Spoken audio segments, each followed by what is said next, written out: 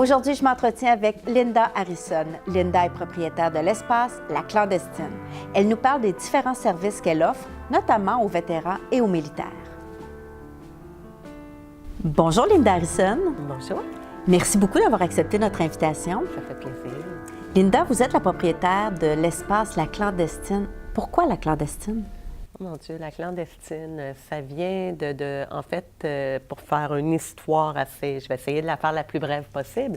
J'avais des compagnies avant, j'avais une compagnie qui s'appelait Cardio-Urbain dans l'entraînement, j'avais une autre compagnie que j'ai ouvert un centre de yoga de luxe qui n'allait pas vraiment avec le yoga.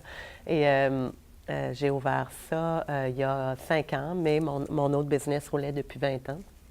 Et bref, j'ai roulé ma bosse dans la performance et tout. Puis, un certain jour d'une année, dans un cycle de changement, la quarantaine, à peu près, dans les hormones, j'ai demandé, dans une demande que j'ai faite, de retomber à l'essentiel. J'avais la richesse, j'avais tout. Ça roulait. Puis, la vie m'a bien répondu. Elle m'a tout enlevé. Donc, j'ai fait faillite. Je me suis ramassée avec plus rien, zéro. Je me suis divorcée. Tout est arrivé en même temps. Puis, je me suis ramassée à vouloir me remonter, mais à travers toutes les pertes, on parle de pertes matérielles, j'étais carrément avec zéro. Quand tu perds tout, tu n'as pas d'aide du gouvernement, peu importe. Donc, voilà que je me remontais. Puis, quand j'ai tout perdu à me retrouver, j'ai déménagé 6 fois en 2 ans dans des espaces que les gens me prêtaient parce que je n'avais pas de sous, mais que je ne pouvais pas être solvable. Puis, un certain jour, je me suis réveillée après avoir tout perdu, je me suis mis à écrire et la clandestine, c'est vraiment apparu comme ça, un élan du cœur qui a fait « c'est comme ça que je me sens présentement, une clandestine ». Je me sentais que je n'avais plus rapport dans le statut social où j'étais avant, j'avais plus ma place à nulle part, à part dans mon cœur à moi. Fait que ma place, c'est comme si je l'avais trouvée à ce moment-là. C'était pas au niveau du monde externe, mais c'était vraiment moi.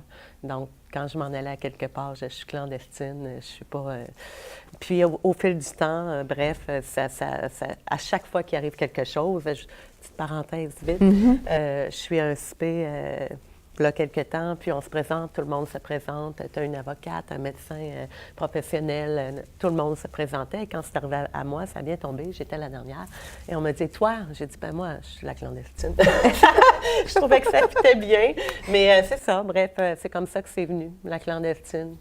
Donc, vous êtes la preuve vivante que même si on peut avoir des obstacles, si on peut subir des défaites, on peut s'en sortir. Vraiment. Mais vraiment, oui. Alors, qu'est-ce que la clandestine? Qu'est-ce que l'espace, la clandestine? L'espace, la clandestine, en fait, je l'ai créé effectivement l'espace parce qu'en premier lieu, quand j'ai créé la clandestine, c'était pour écrire des textes. Je partageais en plein dans la tempête. Je partageais publiquement. J'ai vu que les gens avaient un intérêt. Donc, j'ai commencé à créer une page Facebook. Et après, j'ai fait un site Internet. Je me spécialisais déjà dans le yoga thérapeutique. Et là, j'ai repris pour d'autres, aller travailler pour d'autres. C'était pas pour moi. Je suis fait pour être vraiment à mes horaires, avec mon monde, mon essence. Puis, j'offrais beaucoup de retraites et d'ateliers thérapeutiques. Je me spécialise beaucoup au niveau des retraites pour femmes aussi. Puis, par la suite, des ateliers thérapeutiques. Et du coup, je suis retournée ouvrir un autre espace en janvier dernier pour que les gens puissent me suivre ailleurs que dans les ateliers parce que je louais des emplacements un peu partout. Puis quand on a notre espace, c'est notre essence. On peut livrer vraiment notre senteur, notre essence. Ça sent. Les gens ressentent ton énergie quand tu entres. Alors, d'où l'espace, la clandestine. C'est pas juste un lieu physique, en fait. C'est beaucoup plus que ça. Là. Alors, parlons-en. Quels sont les services que vous offrez? Je vais offrir des consultations privées au niveau thérapeutique. Donc, il y a des cas, des fois, où en groupe, ça ne répondra pas. Et là, on parle toujours du yoga, Linda? Dans le yoga, Parfait. Oui, mais j'ai un petit peu de peine, des fois, à dire le yoga. Il y a beaucoup de yoga ces temps-ci. Force de l'admettre, c'est une vérité. C'est devenu un marketing, c'est une business. Et malheureusement, c'est pas ça, le yoga. C'est zen. Hein? Les gens qui font du yoga, c'est zen, mais comme vous dites, il y a comme deux... Il y a comme deux extrêmes aussi. Le yoga peut être vu comme étant Il y a des gens qui vont s'imaginer que le yoga, c'est juste la méditation. Et tu as les gens qui vont voir le yoga comme étant des postures extrêmes, comme on voit sur les magazines. Alors que même entre les deux, il y a d'autres choses. Donc, on rentre dans tous les aspects.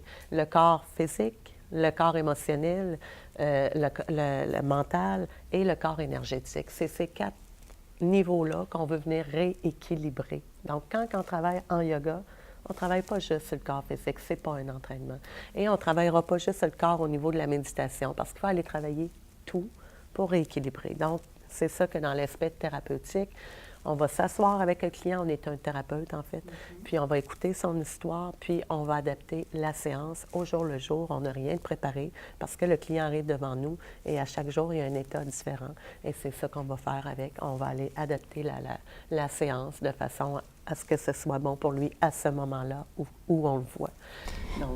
Donc j'imagine que quelqu'un qui nous écoute en ce moment, qui a un choc, qui vit avec un choc post-traumatique, pourrait très bien aller vous voir pour, j'aimerais dire essayer, mais je suis persuadée qu'il y a que vous avez des résultats fort intéressants. J'en ai déjà post-traumatique présentement, puis l'évolution est extraordinaire. C'est quelqu'un qui vient tous les semaines. Puis, ça s'est vu autant au niveau du corps physique.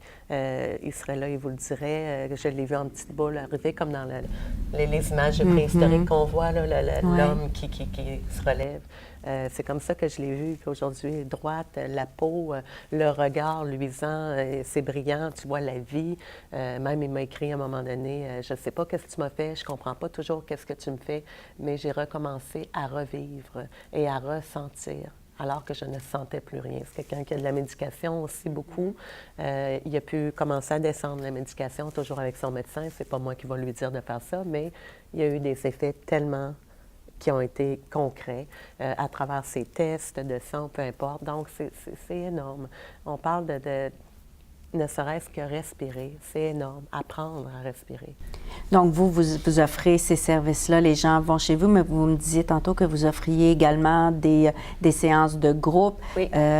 Quels sont les autres services que vous offrez? Les séances de groupe, en fait, ça, c'est les gens vont venir, mais on va évoluer avec le groupe. Donc là, je ne peux pas aller cas par cas, mais on va aller chercher un peu tout ce qu'on peut avoir au niveau des 4 corps, comme je sais, le corps physique, mental, émotionnel. On touche quand même à tout ça.